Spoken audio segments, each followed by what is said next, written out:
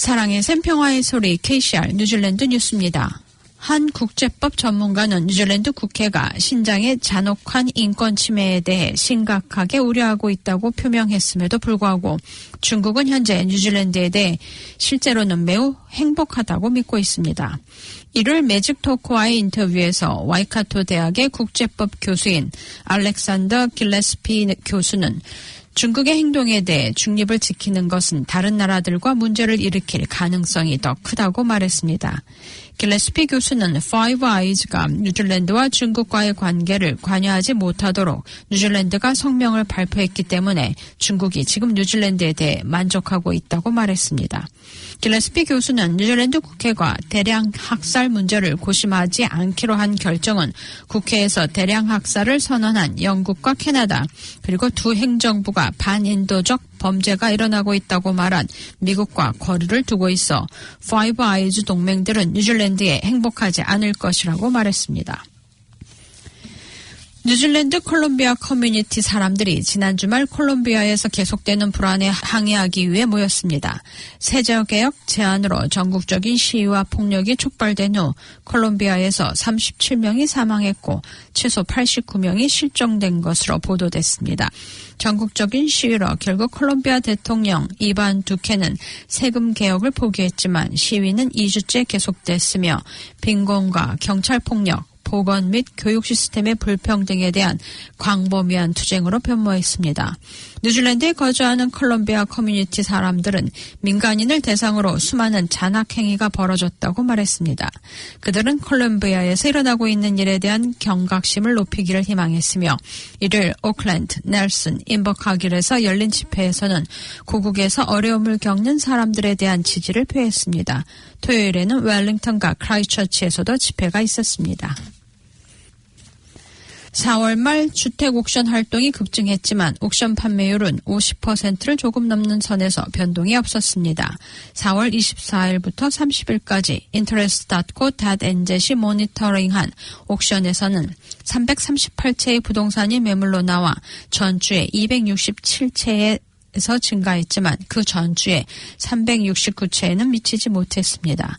매물로 옥션에 나온 338채 부동산 중 183채 부동산에 대해 매매가 이루어져 전주 55%와 거의 변동 없는 주간 전체 판매율이 54%를 기록해 옥션 판매율은 2월 이후 꾸준히 하락하고 있습니다.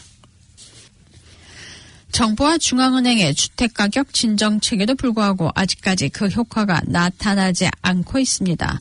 전국의 평균 주택가격은 91만 3,300달러로 지난해 비해 21.4% 그리고 그 전달에 비해 18.2% 상승했습니다. 큐비의 데이비드 네이겔은 경매장에서 많은 투자자들의 움직임이 줄어들었으며 또 첫 주택 구매자들의 모습이 많이 보이지 않고 있지만 3월 말 발표된 세금 도입 발표 이전의 여파가 계속되고 있는 것으로 해석했습니다. 리디아고는 촌부리에서 열린 혼다 LPGA 타일랜드 대회에서 우승자와 오타차를 기록하면서 10위를 차지했습니다. 리디아고는 선두에서 2타 뒤진 4위로 마지막 4라운드를 시작했지만 마지막 라운드에서 1언더파를 기록하며 토탈 17언더파로 아쉽게도 10위로 마감했습니다. 태국의 아리아 주타누간이 22언더파로 우승을 차지했습니다. 이번 대회에서 우승은 놓쳤지만 리디아고는 미국 넬리 콜다를 앞지르는 시에이미 글로브의 1년 동안의 레이스에서 선두에 나섰습니다. 정부는 고용주들이 단체 협상에 참여하도록 강제할 수 있는 법안을 도입하는 데 동의했습니다. 이 법안은 노동자와 고용주가 공정임금협정 Fair Pay Agreement FPA에 참여할 수 있는 절차를 마련하는데 여기에는 해당 분야 모두가 준수해야 하는 최소한의 기준도 포함됩니다.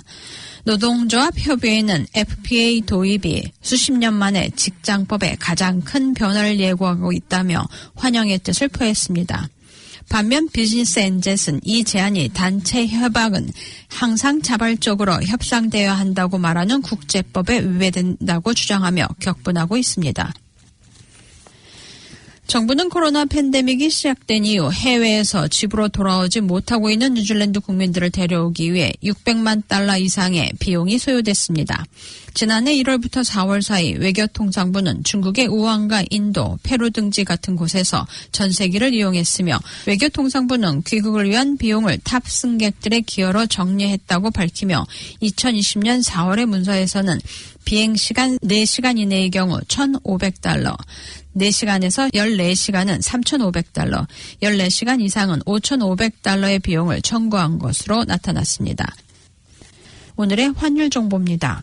뉴질랜드 달러와 대비 원화의 기준 환율은 808원 44전, 한국에서 보낼 때 816원 52전, 한국에서 받을 때 800원 36전입니다.